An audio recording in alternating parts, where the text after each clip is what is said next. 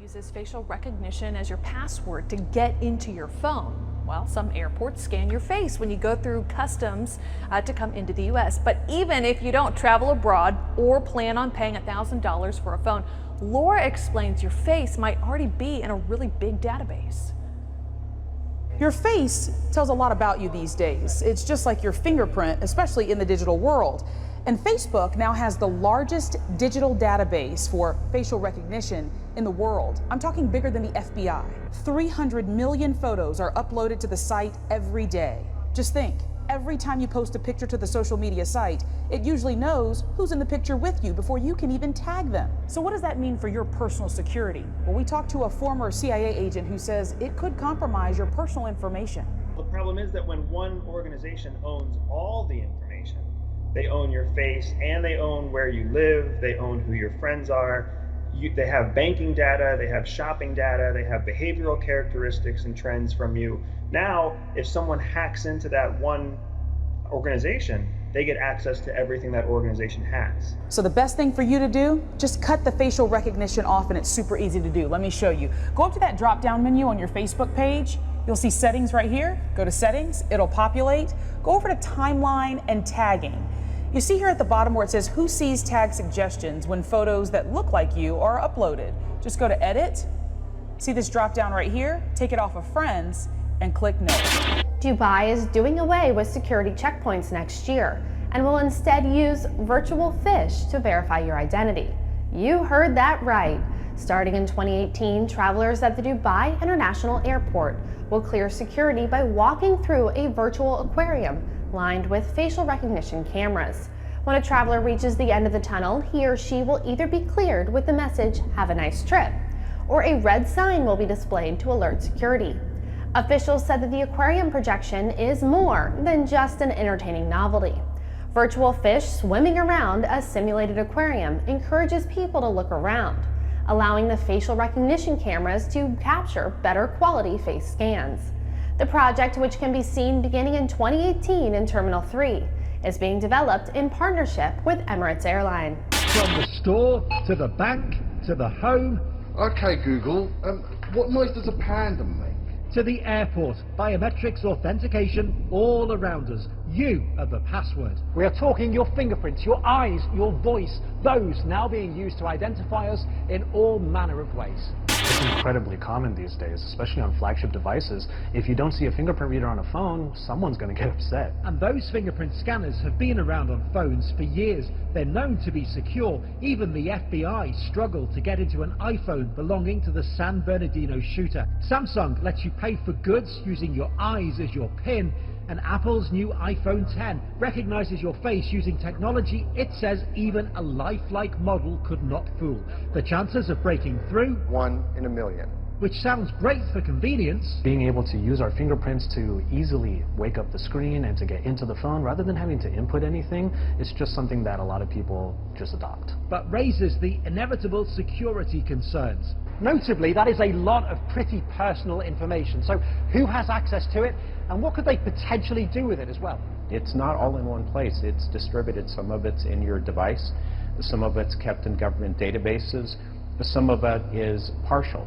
And it has to be put together in order to make a decision. That's the view of this expert. Welcome to the new normal. Essentially, biometrics really now filters through everything. Because it's not quite that black and white. Computer biometrics does a few extra things, and that is that it actually looks to make sure that you're alive, that the biometric signature, your fingerprint, is really you, and then also sometimes uses context, like, for example, where are you located in GPS.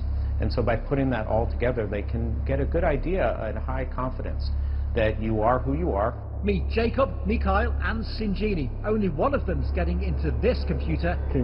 It's not just scanning the face, it wants to see the ears too.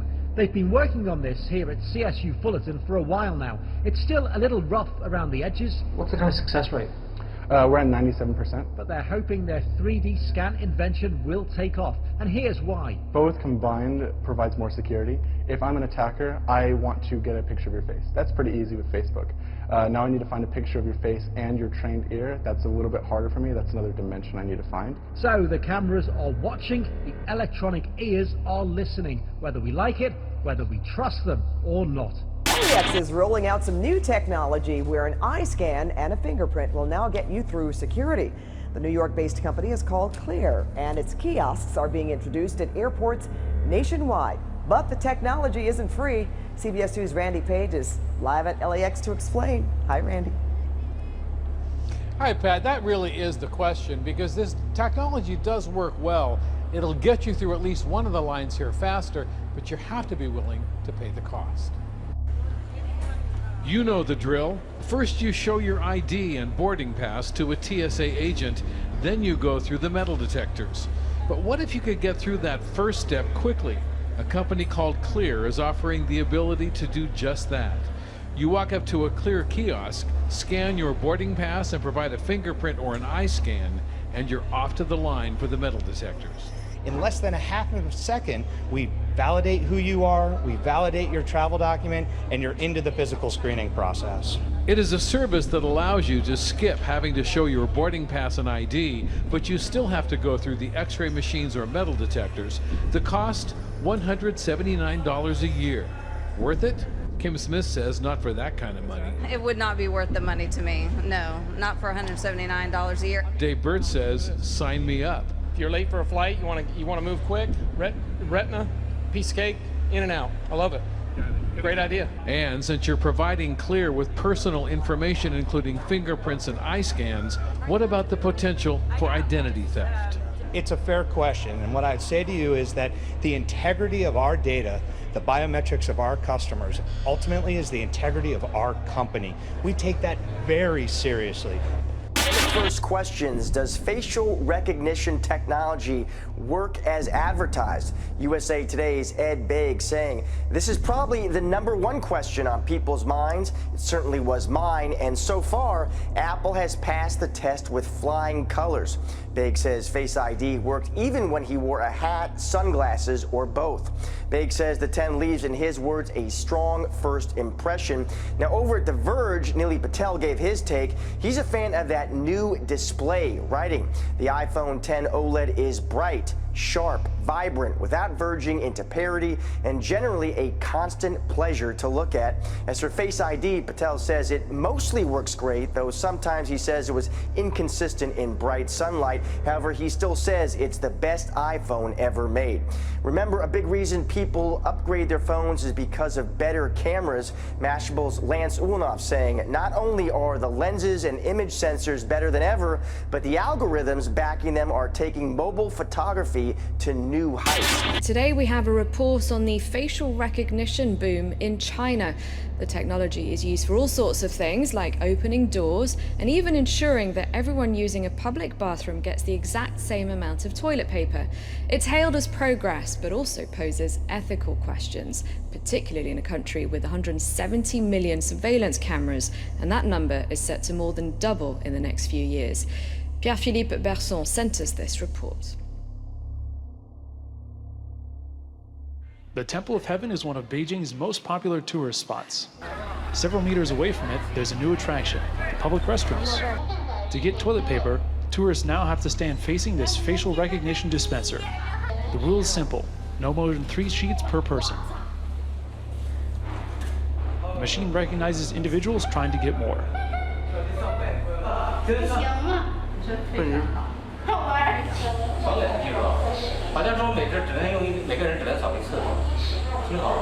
Installed last March as a trial, this kind of dispenser could see wide use in the near future. In China, facial recognition isn't limited to just bathrooms. The technology is getting more visible on campus, too. In female dormitories at Beijing Normal University, keys are no longer used. The door automatically opens after a face scanning process. In some months, every building will be equipped with such machines. This hasn't raised any concern among the students. This is much safer. Unknown individuals can't get in. This is not a science fiction nightmare. This is just progress. Technology makes our life better. Facial recognition is popping up everywhere in everyday life in China. The sector is booming, over 15% growth per year. Between now and 2020, sales could pass 6 billion euros. The company Face++ is a leader in the Chinese market. This startup is valued at $1 billion, partly because of its groundbreaking innovation in image scanning. On these screens, you can see that every person in the room is filmed real-time. The grid you see here is analyzing my face. Our cameras can now recognize me, even from the side or when my head rotates 30 degrees to the left or right, or 15 degrees up or down. All employees at the company have given their face prints. Cameras film and record every move. The startup is specifically working on the security sector. The field is flourishing in China right now. There are over 170 million cameras all across the country. By 2020, there will be another 450 million of them. Now we can convert video surveillance footage into real-time information for the police. Here we can see the exact location where we found a runaway criminal. Other countries, especially the US, have similarly advanced technology, but China is the first one to really implement this. In an authoritarian country like China, no one publicly criticizes this mass surveillance. The protection of personal data is not really debated. However, one artist was inspired by the omnipresent army of cameras. Xu Bing is a filmmaker. He made this movie, called Dragonfly Eyes, with only surveillance camera footage. This is Dragonfly. There are no actors, only anonymous people who are not aware of being filmed. Some people look like each other. Xu Bing was able to form a protagonist and make a plot. Xu Bing downloaded all these materials online. In China, hundreds of websites live stream surveillance video. He has 7,000 hours in total. We've been working on this project for over a year. Actually, it took us nearly 2 years. And during all that time, we kept downloading and watching surveillance videos. We had about 20 computers in our workshop running 24 hours a day. There were 5 or 6 staff members, sometimes less, sometimes more, but always working full-time. As a result, the movie looks dark and worrying, and poses questions about mass surveillance. After watching all these videos, my assistants were more careful when they went out on the streets. This film has a few scary parts, and as we progressed in our work, I felt this anxiety creeping up inside me. The movie is a snapshot of today's China, but for the director, this could soon be a reality anywhere.